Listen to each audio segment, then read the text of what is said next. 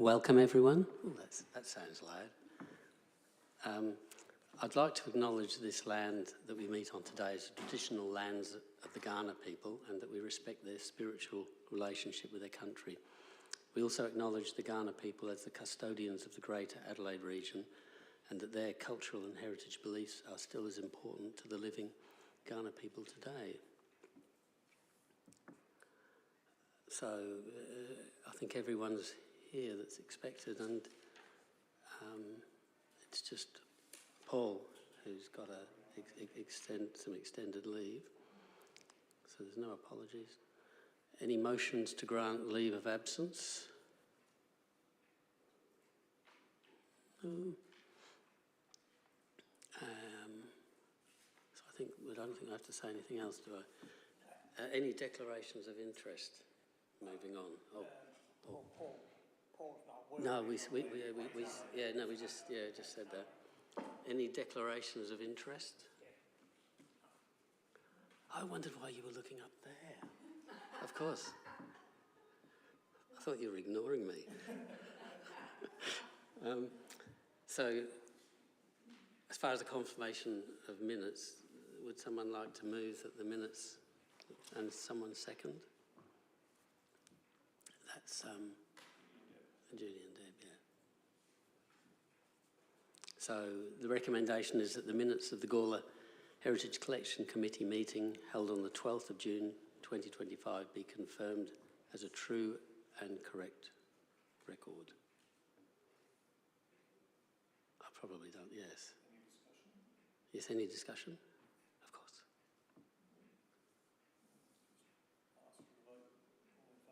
Yep, all in favour? Or thank you. Carried. Any business arising from the minutes?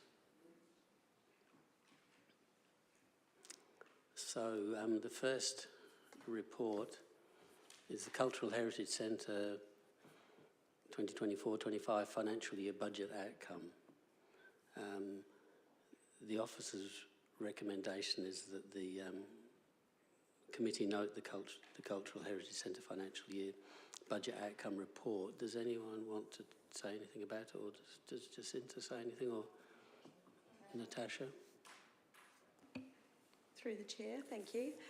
This report was included in the agenda for the last meeting, so it is for the 2024-25 financial year. And just a few things just to highlight.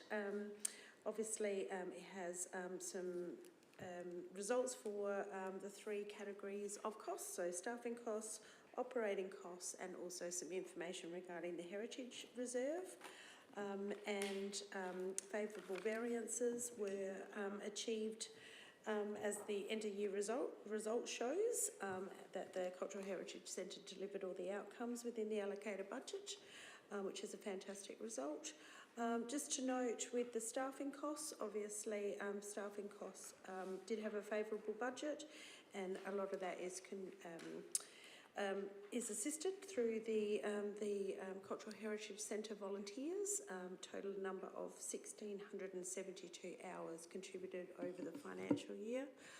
So would be very difficult to achieve all the outcomes that Jacinta and Petra do without their assistance. So a huge thanks to them, particularly for all their efforts.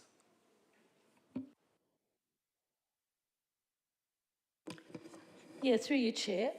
Thank you very much for the report. I have a question, though, to do with the operating budget. The details are on page 6.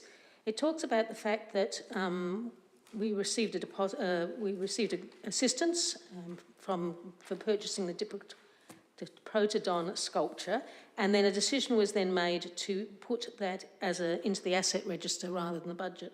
So I note that there's been an operational saving of over $19,000, and that was offered up to the council for savings in this past financial year. But I'd like reassurance, please, that next year's budget will not be in any way, budget bid would not be affected by that. So they're not going to be, their budget overall will not be reduced because they've made that saving. So through the Chair, we're currently in the 25-26 financial year, and the adopted budget for that it contained the full amount that was previously allocated. It is an anomaly transferring essentially operating expenditure to capital expenditure for that specific item, and we have to do that when it's a large value item over the threshold of $10,000, which is asset capitalisation. Normally with our exhibition, expenditure is not of that larger value, so it will remain in the operating budget, and we do have the relevant level of operating expense for the exhibition coming up, so rest assured it's all there. Thank you, that's reassuring. I would hate for a perception to happen that, you know, given the great work and the large amount of support from the community, that the centre was being penalised, but that's very reassuring, thank you.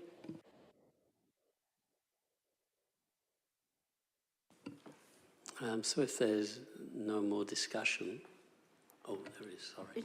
It's more, rather than a question, it's a comment.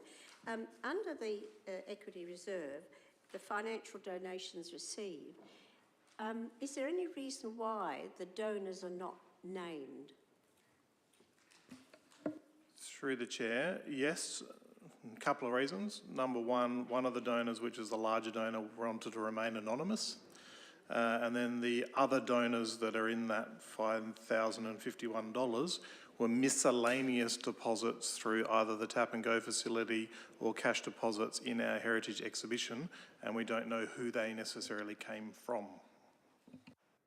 Thank you. Can I just add to that? I understand the anonymous and I guess the other as well.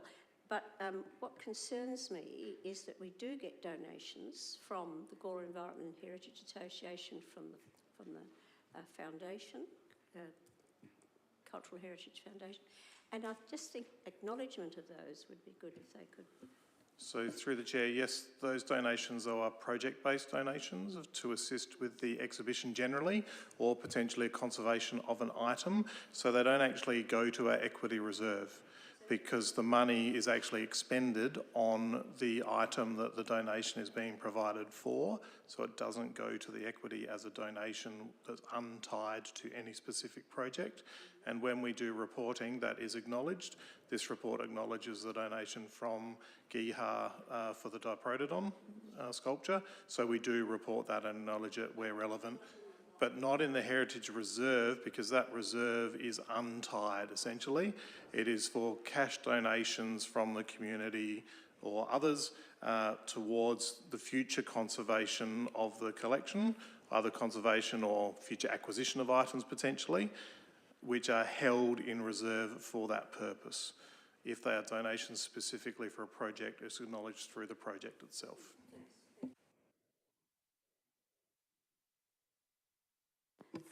I don't know if anyone else noticed, although we sold the Steinway piano for $17,000, only 15.5 went in, so... Through the Chair, GST. GST, that is... GST is applicable to the sale. We don't keep the GST because it's a tax. So therefore, all figures reported in every budget document from Council are exclusive of GST. But it's a significant loss, but it has to be, yeah.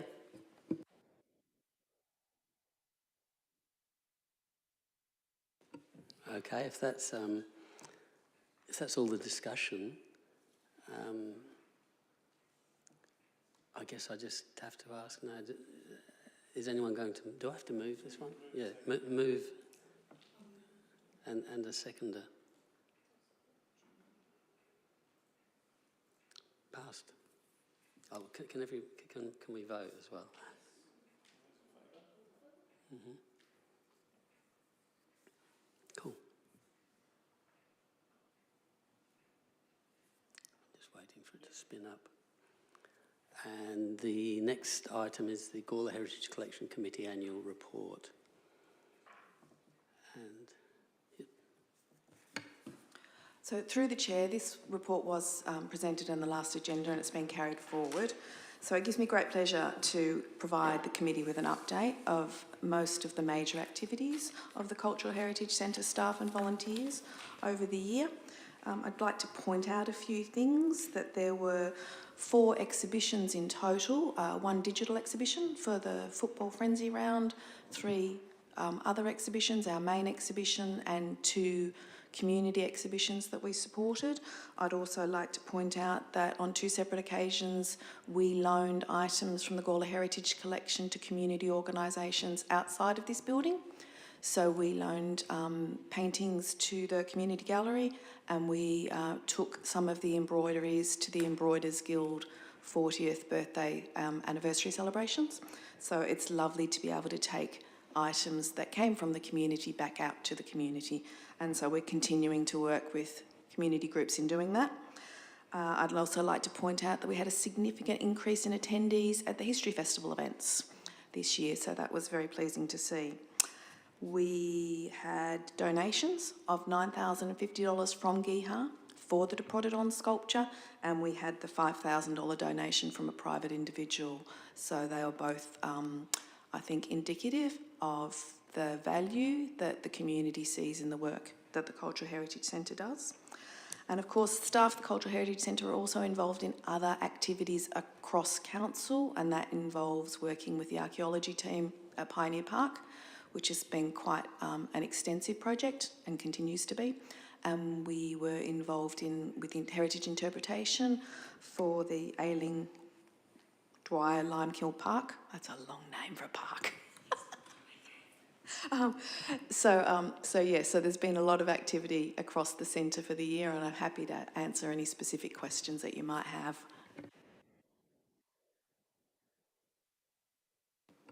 Does anyone have any questions? That's great, Nikita. When you say that somebody has actually, a number of times people have said to me, you know, I'd like to donate something, but I don't want anybody to know about it or anything. Is there any recognition that we could put anywhere or have those people that donate those, you know, money or whatever it may be, say to you, no, I don't want any recognition? It seems wrong that there's not something we can't do. I mean, or do you just leave it that, no, it was $5,000 that Helen donated, she had left over from a holiday and things like that, and you're not allowed to say about it, you know? So through the chair, we respect that people may not wish their donations to be made public, and we're very grateful that they have that interest, and they continue to have that interest in the work that we do. So I think when people ask for it to remain anonymous, we will respect that. But they look at our documents, they may well be listening to our meetings, they know how very thankful we are for their interest in what we do. I believe GIHA understands that, the Cultural Heritage Foundation understand that. And one of the things that I'd also like to point out is that we're very grateful for the relationships we have with our volunteers, but also with the National Trust. In Gawler, we have very strong partnerships. We work with these organisations, and when you have strong partnerships, that's about mutual respect. So if people don't want things to be in the public domain, we absolutely respect that. I think Deb wanted to say something. Pretty much what Jacinta said, but it is, you know, worldwide people make a lot of anonymous donations and millions of dollars, and that's what they want, and that's all you have to respect them for, basically. And as you say, they may be still watching, and they may be, and they've chosen to make a donation to wherever here, the Heritage Centre, because of their interest and their passions and so forth. So they do keep an eye, and that's what value they get out of it. That they don't want other people to know could be for very many reasons, including once you become known as a donor, then suddenly everyone's asking you for something. So there's that reason. There's also just people who are humble and just want to do it quietly, and that it needs to be respected no matter where or what. You know. Good point. much appreciated in what you said, because I'm, as a representative on the National Trust, there's been a lot of controversy over the years where people, you know, would like to donate things, but the controversy there is meant that the money that's received by the National Trust in Gawler has to go into the kitty in the state. And it's one of those things, whereas in what is happening here, it's staying in the town, in the community, as to whether or not there's some way to get that message out there that if Alan's got, you know, 10 grand that he wants to get rid of, well, you know, like, and he wants to stay anonymous, that's okay, but at least he knows how to actually come about the point of donating to support the great work that's being done. You know, that's, I think, how I feel, you know. If I may, through the chair.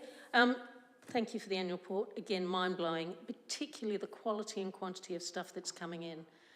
That in itself shows that the community is reassured and knows that it's safe and it stays within the community. I've had a question though, when can people see the wonderful Mary Ann Tucker? Please, people are just literally waiting patiently for that one. So through the chair, we are just waiting for the interpretation, which is with the designer, to be finished. We're hoping it will be within a few weeks. I'm putting pressure because I need it installed to acquit the loan, of grant, I should say. So it is very much on the radar.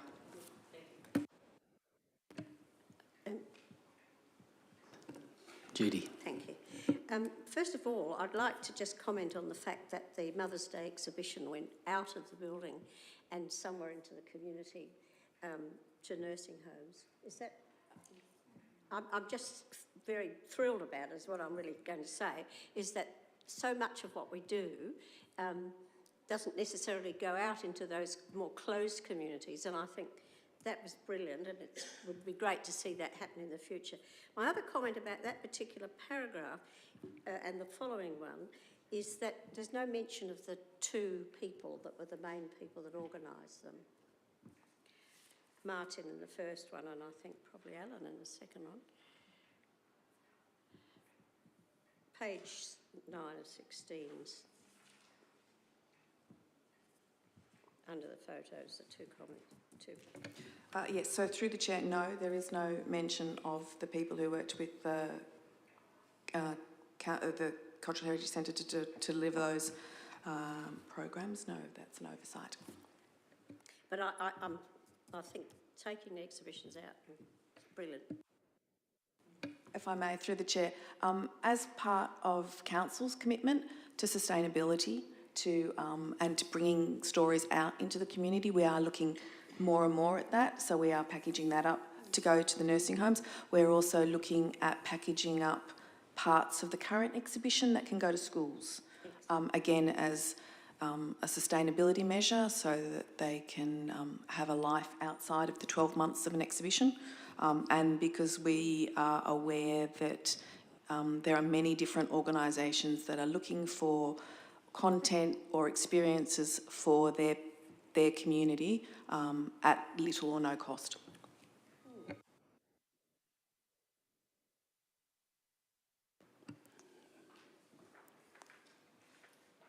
Okay. Oh yeah, okay. You move. A seconder? Alan? And a show of hands? That's passed.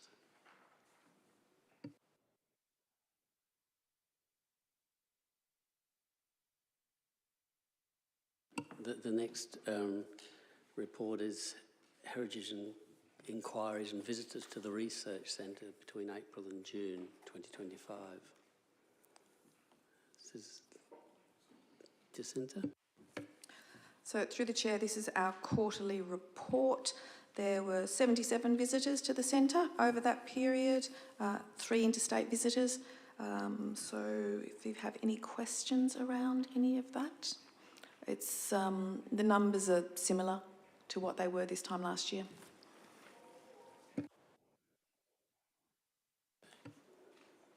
Not a question. Yes, just- Deb? Oh, sorry.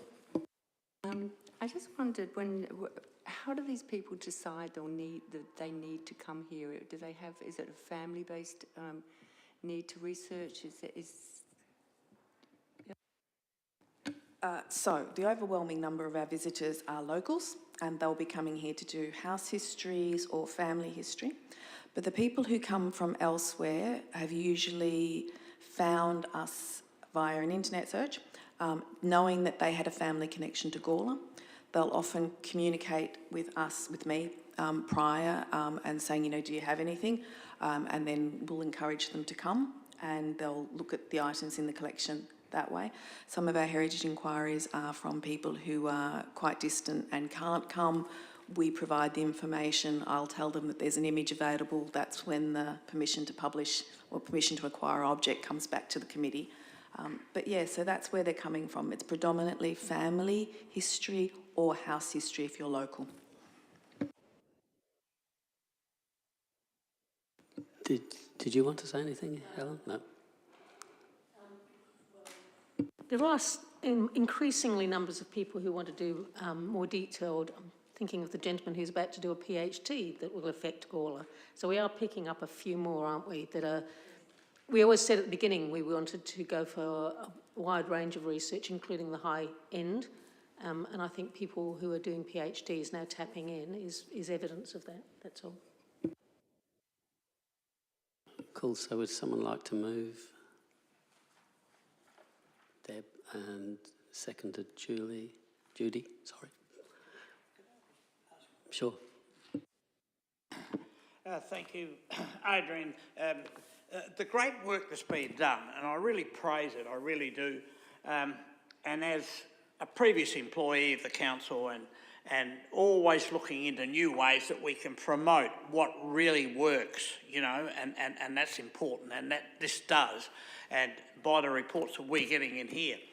And just recently I had a meeting with the CEO, and this particular brochure, which you see, once, I think is it every 2 months or something? Every quarter. Every quarter, right. It is fantastic. Wherever I go with my tours or just travelling around, if I walk into a council office or whatever it may be, I pick up a flyer. And one in particular that stands out a mile is if you go into, say, the op shop at Williamstown, you'll pick up one called the Willy Wagtail or the Lindop News or whatever it may be. And look, it's just about got everything you'd want in there. When I see this, I've got to praise. I don't know who prints it, but I want to personally thank them. It is fantastic. It really is, and I really mean that, and I've said that to everybody. But what it does is only promotes the main thing, the library. I think that's what it was for, right? And so forth. And what this committee is doing, I've lost the page now, but there's one page there. And I'm just wondering that this is so good, and whoever's doing it, it's great to do it, but maybe with more features in it about what we do. It's got a lot about youth, and I've been asking the question, the youth that we have now involved in our council, if it was 50 this time last year, is it 50 this year, and all that sort of stuff and so forth, because the flyers that are being printed are enormous. They really are, and they're very professional. And I just wonder, you know, I might be sort of putting myself in the rabbit trap at the moment, but I can't find the damn page now. But it's got there where you've got, there's only, that page there is one page to promote what this committee is all about.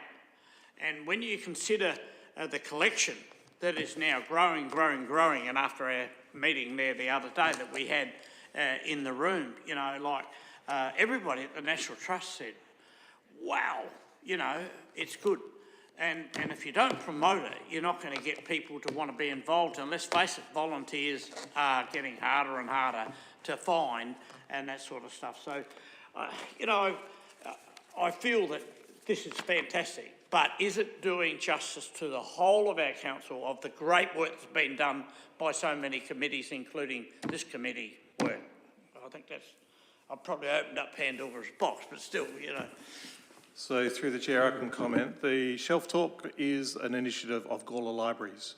So that's why it is library focused, and the content is generally Gawler Libraries and the things that the library is doing within Gawler. We do have the opportunity to add elements for the Heritage Centre and also the Civic Centre, as this building houses the library as well as those other functions. And that's where the youth programs come in as well, because they're delivered through the youth space. It's not designed or intended to be a brochure that covers everything that council does. Council has its electronic newsletter that comes out on a monthly basis that covers the broader breadth of council operations, as well as community information pages on a monthly basis in the Bunyip. So we use those avenues to promote wider initiatives of council. Shelf Talk, hence its name, shelf, library books, shelves, is an initiative of the libraries, and that's why it is specific with that information in it. Helen? Just a question. Could we have perhaps a verbal update on how the Heritage seminar went, please?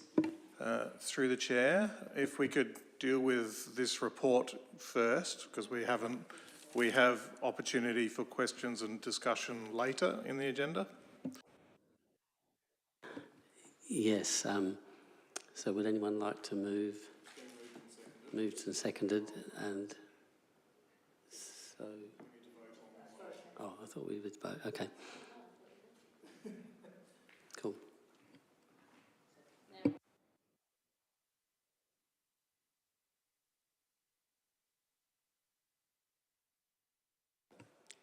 So there's an item listed for discussion, which is broadly community call for collection items, and this came from discussion down in the Heritage Centre on one Wednesday, and there was a call for material in the 1960s, and apparently there was another, I think, smaller one in the 1980s, and we were just thinking at some point it would be perhaps nice to put out another call with some caveats, because there's a lot of stuff in the pipeline apparently. So I just thought I'd put it in there, maybe with a thought of a bit of discussion. Helen? I think it's a great idea. I think each one of those, and going back to 1908, each call was associated with some upcoming celebration. And it occurs to me that we're about to celebrate in 2039. So that's, I know it's a way off, but maybe that's... I know most of us may not be still working here or on council, but maybe we dovetail it into that, because people understand that it takes can take a long time. So maybe we could, in preparation for a number of things will be happening, and this is the time to do it out. Does that make am I making sense there with that? I think it has to be targeted. If you just do a general thing, people... I mean, the 1908 one was in preparation for Coombs writing his book, and he did a call for photos. And that's one of the reasons we have a significant photo collection that came in at that point. So, yeah, that was just my thought anyway. Fair point. I think one of the things is that we were noticing down in the, particularly the photographic collection, how it's slanted towards certain periods of time, and so the 1966 call, hey? I was just at envelopes, but that's okay. Yes, of course, yes. Mustn't forget that. The 66 one brought in a lot of stuff from early last century, and I just noticed there's lots of gaps in terms of what you see, pictures of around the town, pictures of the main street. So, yeah, that was my thought. If I could just add my 2 pence, I think it's a very important function of the centre to ask for, at various times, collection items. But I do agree with Helen and obviously with others that it should be targeted. The obvious thing to me is, where are the gaps? And we picked up one just now, that there's a dearth of women in some of them. But there should be a lot of gaps, I would think, that the staff and the volunteers could pinpoint. And I would suggest to this committee that we bring back to the committee at some point a list of, and it may not be very long, it may be just 6 or 7 things which should be targeted. They may be photos, they may be something else, they may be other forms of ephemera, or it might be something else, that we think would make the collection much broader and more representative than it currently is. And I think we'd all be happy to have a discussion around it. I don't know what other people think, particularly Jacinta. Jacinta. So through the chair, I am very aware of the historic calls out to the community and what they brought in, and we have been thinking about that. Equally, we need to be mindful that we operate the Cultural Heritage Centre with 2 part-time staff. So an inundation of objects is not helpful. We do not want to be one of those collections that has a whole lot of everything and no strong themes, no strong rationale running through what we do. We're very fortunate in this community that the Gawler History team are a fabulous collection of photographs, and they actually do the hard work for us in that they collect them and then they hand them on to us, which is a fabulous cooperative sharing of resources and making sure that these things are available for the community. But something that we could think about is that in 2027, not so far away, it is the 170th anniversary of the corporation of the town of Gawler. So that might be an apt time to put a call out to the community, and we can certainly be, as workers and volunteers, mindful of where we think those gaps might be and create a bit of a list around what we think would be helpful. So, yeah, a targeted, sure, yeah. And that could go in the advertising that went out. You could say, we're interested in this, and this. Oh, fair call.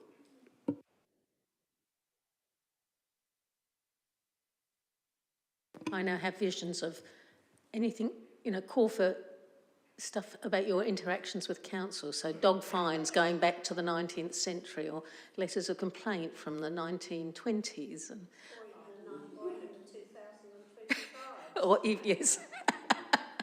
So no, I think that's much more achievable. So where do we want to go from here with it, though? What would you suggest, Jacinta? Do you want some time to think about it and come back to the group, or what would be the best way forward?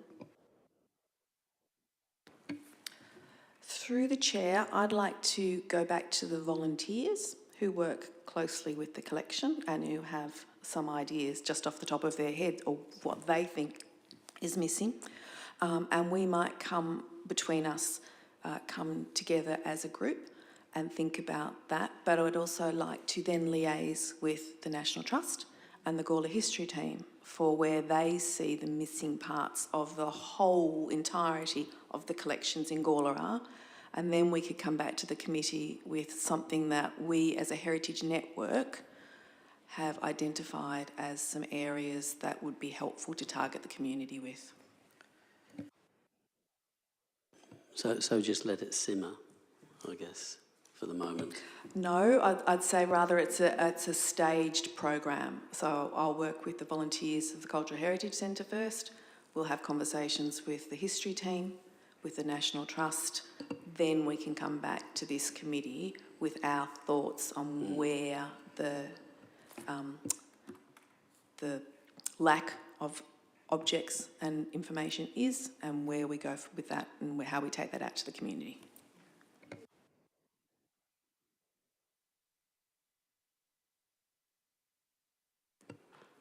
Okay, so items listed for discussion at future meetings. And that's the management plan. So through the chair, that'll be at a future meeting, just listed on the agenda for just your awareness, that it will be coming back to the committee at a future meeting. Any questions without notice? I'm still on item 8, if that's all Oh, right. item 8. Yeah. Oh, sorry. It's apropos of what we've been talking about, which is the call for the collection and so on, and joint meetings with. It seems to me that maybe we could have as a future meeting, a joint meeting with those organisations, the History Team, National Trust, GIHA and so on, to talk about, you know, the sorts of things that should be targeted. I'm just suggesting that it be listed as a, you know, future meeting at some point. So through the chair, on a governance perspective, that would be external to a Heritage Collection Committee meeting, because under the Local Government Act, those meetings are very prescribed in what we can do and how we interact, and those other parties aren't part of the committee.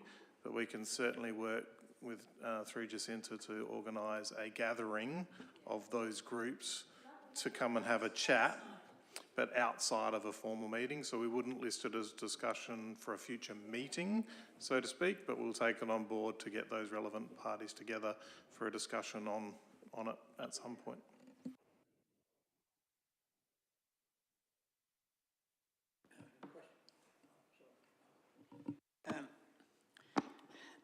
The situation is how the collection and everything is growing all the time.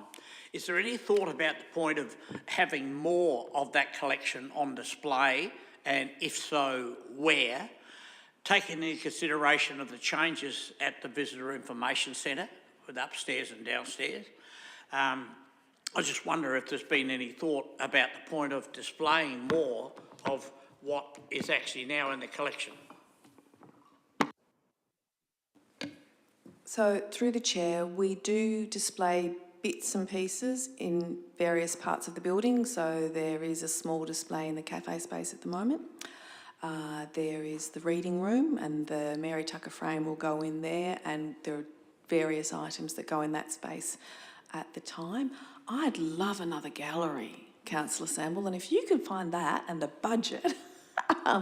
But I think as custodians of a collection, we need to be mindful always about caring for, and so that's not having anything out exposed to the light for too long, but also telling stories in a narrative and holistic sense, so that we're not putting a whole lot of things all together. So we will be very shortly changing the cabinet in the cafe space. So we'll be telling a new story in that space. But if you could, if you can get me more space, no, there's always a tension between what's on display, what stories you're telling, what's in the best interest of the object and its longevity, and community expectations. Yeah.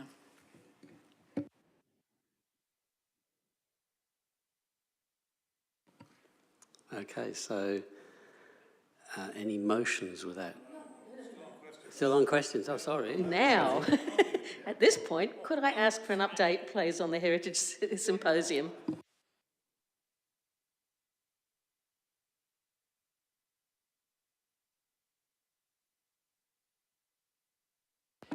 Okay, the committee was extremely pleased with the outcome of this symposium.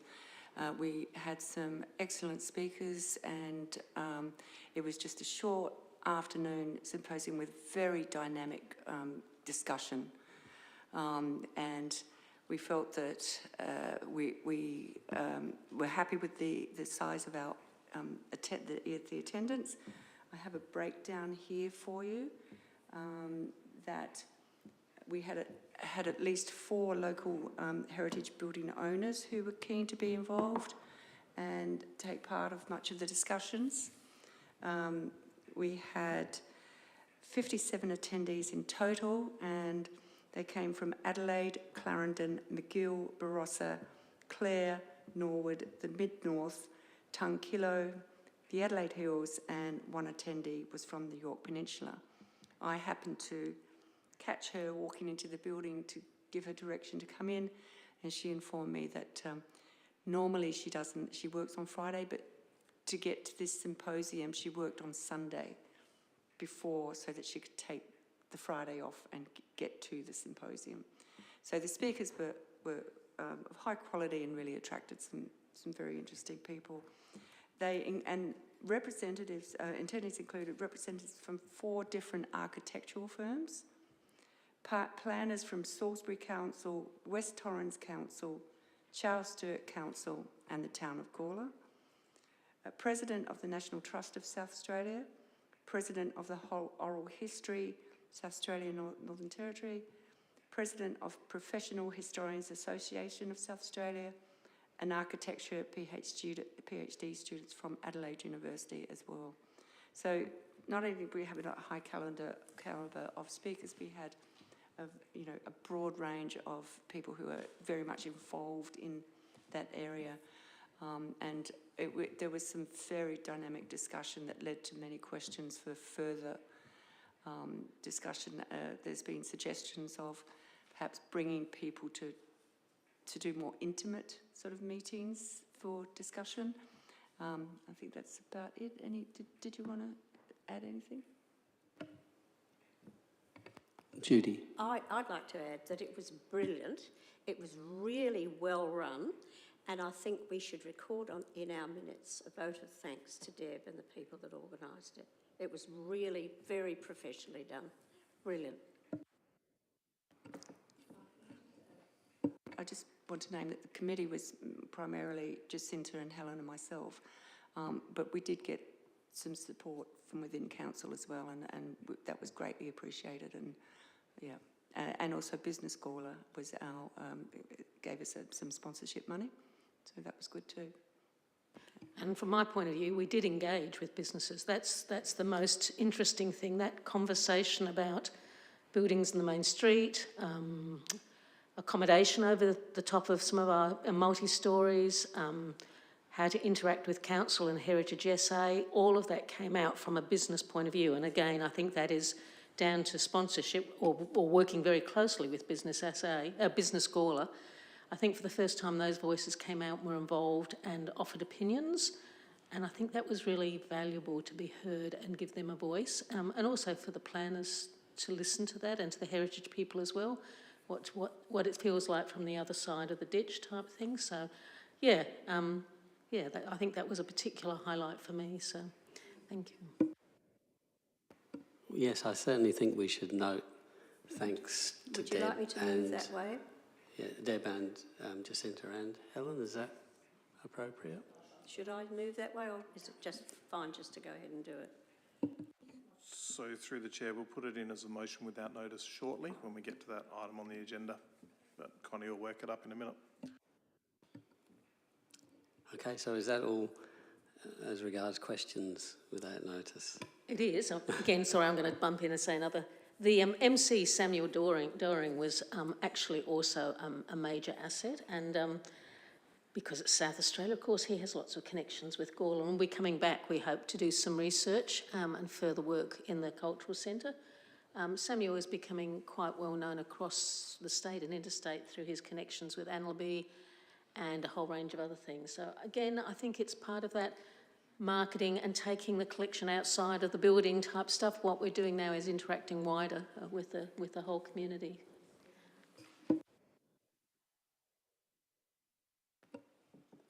Okay, so I think the motion without notice is being worked up, yes.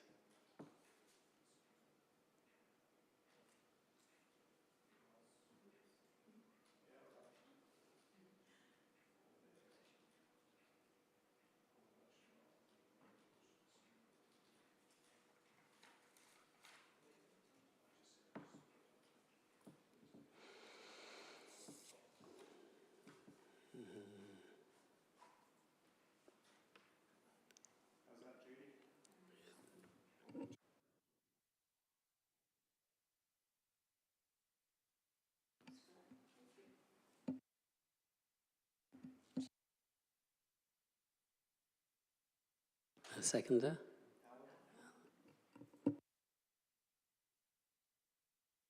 Everyone agreeing? We vote, yes.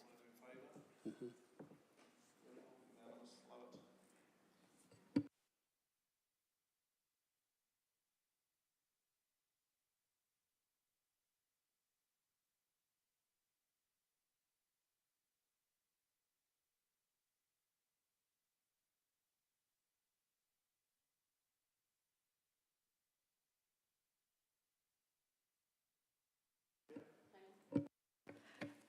So through the chair, I'd just like to share with the committee, I submitted the Nature of the Hidden World exhibition into Interpretation Australia for an award. Now, I received an email yesterday that there were not enough other submissions in our category. So, so that, yeah, unfortunately, no, we haven't won it. However, they did commend us on it, and they have asked us to provide a written appraisal that they're going to promote through their networks and on their website. So, so it's not that we didn't win the award, it's just that there wasn't enough people in there for the award to go ahead. Just quickly, Jacinta, on that, if we are to do full promotions, etc., through Interpretation Australia, does that limit our capacity to enter it for a future award, given the time frame does carry into the next award sphere? So through the chair, I have asked for clarification on that before we go ahead.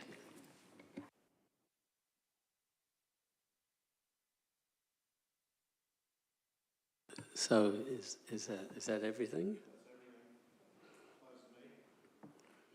The meeting is closed at 4:46.